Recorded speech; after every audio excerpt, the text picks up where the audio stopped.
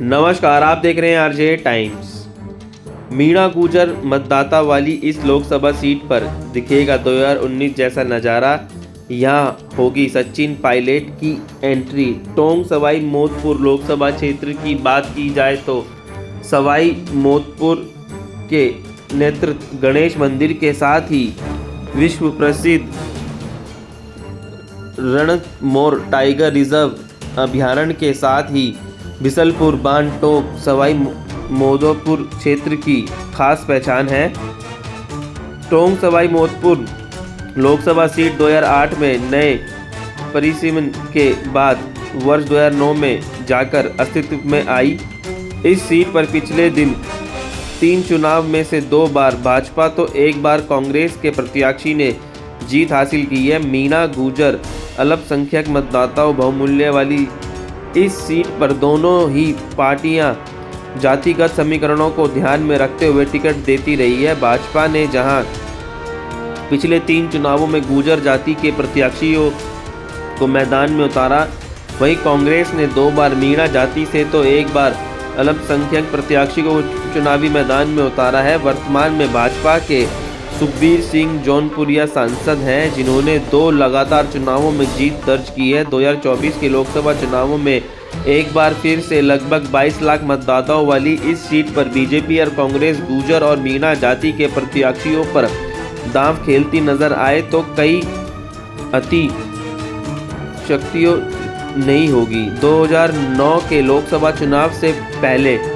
ये seat Tonk Lok Sabha seat के नाम से जानी जाती थी, जिसमें दूदू और फुलेरा क्षेत्र भी शामिल थे। टोंक सवाई माधोपुर की 8 विधानसभा सीटों से मिलकर 2009 में टोंक सवाई माधोपुर लोकसभा सीट पर पहला चुनाव बीजेपी के गुर्जर नेता कर्नल किरोड़ी सिंह बैंसला और कांग्रेस के नामो नारायण मीणा के बीच लड़ा गया, जिसमें कांग्रेस के प्रत्याशी कांटे के मुकाबले में विजय हुए और यूपीए सरकार के केंद्रीय वित्त राज्य मंत्री बने। लेकिन 2014 में कांग्रेस ने इस सीट पर पूर्व भारतीय क्रिकेट टीम के कप्तान मोहम्मद अजहरुद्दीन को चुनावी मैदान में उतारा। वहीं भाजपा ने हरियाणा में रहने वाले व्यवसायी और गुर्जर नेता सुखबीर सिंह जौनपुरिया को चुनाव में मैदान में उतारा। देश में मोदी लहर के चलते जहां भाजपा ने के सुखबीर सिंह जौनपुरिया ने ये चुनाव 1,35,506 वोटों के अंतर से जीता और कांग्रेस का अल्पसंख्यक प्रत्याशी मैदान में उतारने का दांव फेल हो गया। ऐसे में एक बार फिर से 2019 के चुनाव में कांग्रेस ने इस सीट पर नामो नारायण मीणा को प्रत्याशी बनाया, लेकिन भाजपा के सुखबीर सिंह जौनपुरिया ने इस क्षेत्र से लगातार दूसरा चुनाव एक बार फिर 1 लाख से अधिक वोटों से जीता। सुखबीर सिंह जौनपुरिया एक बार फिर से इस सीट पर भाजपा के मजबूत प्रत्याशी साबित हो सकते हैं। इसके पीछे एक बड़ी वजह लोकसभा क्षेत्र में उनका निरंतर संपर्क और सामाजिक सरोकार के कार्यों में लगातार लोगों की मदद करना।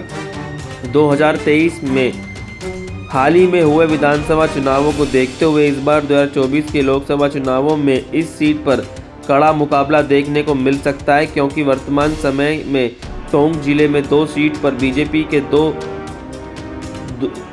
सीटों पर कांग्रेस के विधायक जीते हैं और यही हाल सवाई माधोपुर जिले में है, जहां से बीजेपी के 2 विधायक जीते हैं, कांग्रेस के 2 विधायक जीते हैं। टोंक विधानसभा Sachin Pilot Congress, Deoli Uniara Harishchandra Meena Congress, Malpura Toda Narayan Singh Kanhaiyalal Choudhary BJP, Niwai Peeplu Ram Sariya Verma BJP, Sawai Madhopur Kirodilal Meena BJP, Khanar Jitendra Gothwal BJP, Bamanwas Indira Meena कांग्रेसी, गंगापुर सिटी रामकेश मीणा कांग्रेस।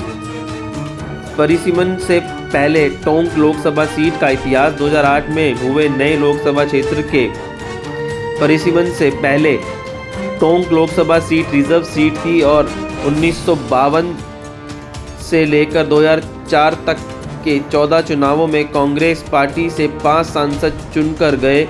जनता पार्टी और भारतीय जनता पार्टी से 6 सांसद चुनाव जीतकर आए। वहीं 1966 और 1971 के दिन चुनावों में 3 सांसद स्वतंत्र पार्टी के जीतकर संसद पहुंचे। 2009 से पहले सवाई माधोपुर लोकसभा सीट का इतिहास। 1952 से 2009 के बीच कुल 16 लोकसभा चुनावों में सवाई माधोपुर सीट पर अधिकतर कांग्रेस का कब्जा रहा और 16 में से 10 चुनावों में कांग्रेस प्रत्याशी ने जीत हासिल की। इस सीट पर कांग्रेस के रामकुमार मीणा, उषा मीणा और नामो नारायण मीणा दो बार सांसद बने। 2024 के लोकसभा चुनाव पर सबकी नज़रें। 2024 में होने वाले चुनावों पर सबकी नज़रें हैं। मीणा गुर्जर, एससी और अलग संख्याओं के साथ जाट, माली, ब्राह्मण, राजपूत मतदाता बहुमूल्य। इस पर पिछले 2 चुनाव से भाजपा के सुखबीर सिंह जौनपुरिया सांसद हैं। क्या भाजपा तीसरी बार भी उन पर विश्वास जताएगी, ये देखने वाली बात होगी। भाजपा में अलका गुर्जर के साथ ही जयपुर की मेयर सौम्या गुर्जर और सीताराम पोसवाल, प्रभुलाल सैनी, विजय बैंसला के साथ कई नेता टिकट की दौड़ में हैं। वहीं कांग्रेस क्या अपने बड़े नेताओं को अशोक गहलोत, सचिन पायलट जैसे नेताओं को लोकसभा चुनाव लड़ाने का फैसला लेगी? अगर ऐसा होता है तो सचिन पायलट इस सीट से कांग्रेस के प्रत्याशी हो सकते हैं और अगर कांग्रेस मीणा जाति से प्रत्याशी बनाती है तो हरीश मीणा और रामकेश मीणा के साथ ही नामो नारायण मीणा का नाम भी टिकट की दौड़ में है। लोकसभा चुनाव में मुद्दे।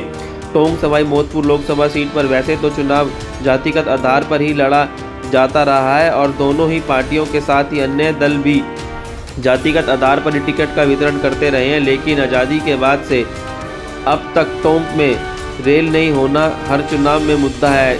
अब जबकि राजस्थान में डबल इंजन की सरकार है तो क्या भाजपा से सांसद सुखबीर सिंह जौनपुरिया रेल बजट में टोंक को रेल की सौगात दिला पाएंगे? क्योंकि इससे पहले नामो नारायण मीणा 2009 और 2013 के बीच केंद्रीय में यूपीए सरकार है और राजस्थान में अशोक गहलोत की सरकार हो तो वे रेल लाने में नाकामयाब रहे थे। वहीं सुखबीर जौनपुरिया भी 2014 से 2018 के बीच केंद्र में मोदी सरकार और राजस्थान में वसुंधरा राज्य सरकार होने के बावजूद रेल नहीं ला सके। ऐसे में अब एक बार फिर से डबल इंजन सरकार से उम्मीद जगी है तो बिसलपुर बांध का गांव-गांव तक पेयजल के लिए पानी, आरपीसी प्रोजेक्ट की क्रियान्वित और क्षेत्र में अवैध बजरी का खनन भी मुख्य मुद्दे रहे हैं।